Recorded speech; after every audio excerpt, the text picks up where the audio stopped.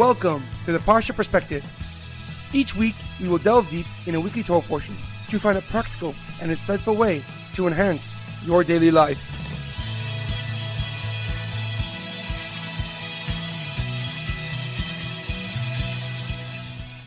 Thank you for tuning in. My name is Rabbi Shalom Yemini, and each week we will look into the weekly Torah portion to find practical and insightful ways to enhance your daily life. This week's Parsha Perspective is in loving memory of Shlomo ben Edward and Edward ben Efraim.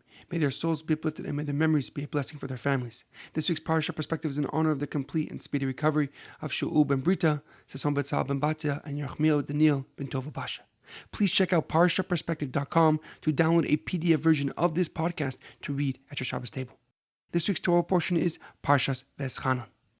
I want to bring to your attention two very special points about this Shabbos. This Shabbos is known as Shabbos Nachamu, the Shabbos of comforting. This name is for this week's Haftarah, the reading from the prophets, which is the first of 7, where God comforts us for our pain and suffering. The prophet Yeshayahu reassures us that God has not forgotten us, heaven forbid. And the Haftarah begins with Yeshayahu telling the Jewish nation, Nachamu, Nachamu Ami, Yomer Hashem, comfort, O comfort my people, says your God.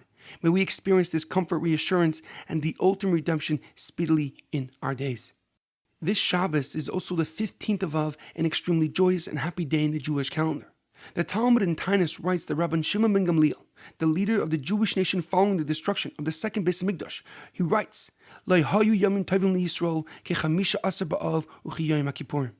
There are no days in the Jewish calendar as good and happy as Yom Kippur and the 15th of Av. He explains that on the 15th of Av, the Jewish people were finally allowed to marry people from other tribes. At the end of the book of Bamidbar, in Parshas Maseh that we read just a few weeks ago, Moshe said that people can only marry others from their own tribe. However, that law was withdrawn after the Jewish nation conquered and settled in the land of Israel. And may we merit to celebrate only happy and joyous occasions with our family, friends, and the entire Jewish nation. Our Parsha begins with Moshe Rabbeinu continuing his final address to the Jewish nation. He recounts how he begged God to let him enter the land of Israel, but God refused his request. Instead, he was instructed to climb a mountain where he would see the land of Israel from afar. Moshe Rabbeinu then implores with the Jewish nation to cherish the Torah and value its wisdom. He reminds them that they are God's chosen people and the only nation he revealed himself to. Moshe then repeats the 10 Commandments, the Asher Dibros, to emphasize the fact that God's covenant with us at Mount Sinai is applicable for all of time. However, a question comes to mind. After praying to God 515 times to enter the land, God said to Moshe, stop asking for that specific request. Instead, God told him to head up a mountain to see the land from a distance. But why would God tease Moshe by commanding him to see the land and the only ground he truly wanted to step on from a mountaintop? Furthermore, the Pasuk writes that Moshe should look in each direction, to the west, north, south, and east to gaze upon the entire Israel. But Moshe was on the shores, on the bank of the Yarden River, the Jordan River, which is in the east. And yet he's also commanded to look in the east. Why was Moshe told to essentially look behind him when Israel was west and directly in front of where he was standing? The Yirachmiel Rav Chaim ibn Attar, a Moroccan commentary and Kabbalist, answers these questions by explaining that God was actually comforting Moshe by having him look at the land. God was telling Moshe that whatever he hopes to achieve by entering Israel, he can obtain by just seeing it. And although he would never enter Israel, he should be consoled by the fact that he has already received all the holiness it has to offer.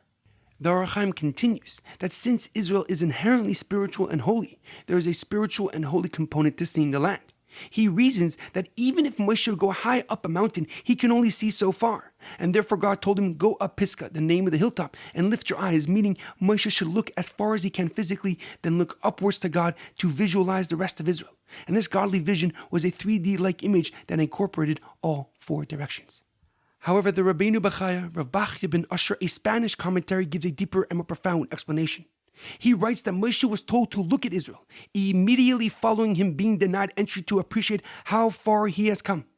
When Moshe was given the job as the leader, he went to the Jewish nation who were enslaved by Paro and broken inside. They were mentally exhausted and physically depleted, but most importantly, spiritually unaware. But through Moshe's love and devotion to the Jewish nation, he started to bring them and gently bring them back to life.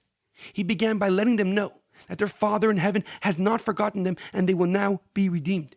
He showed them God's retribution against the Egyptians for enslaving his chosen people. Moshe awakened their soul and filled their hearts once again with trust and faith in God. He split the Yam Suf, the Sea of Reeds, so they can pass through and experience one of the most powerful miracles in our history. He led them to Har Sinai, to Mount Sinai, and brought down God's wisdom so they can fulfill their mission of illuminating the world with God's presence. The Rabbeinu Bachaya explains that Moshe was commanded to look at Israel right after being told that he cannot enter it so he can comprehend how far he has indeed come. He was told to look in the three directions in front of him, but then behind him, so Moshe could recognize and realize that he has actually fulfilled his mission. He has led the Jewish nation out of Egypt to the Promised Land. He has taken a once broken people and transformed them into a proud and flourishing nation. In our daily life, it is imperative we understand that we must value the journey we are on regardless of accomplishing our goals. We should take heed of the path we originated from and recognize how far we have come, how we have changed our mindset, perspective, and most importantly, our actions to become a better version of ourselves. This self-awareness applies even if we have not achieved our specified goal, because growth and progress are life's true objective. There's an amazing quote by General Dwight D. Eisenhower. Accomplishments will prove to be a journey, not a destination. Have a great weekend and good Shabbos.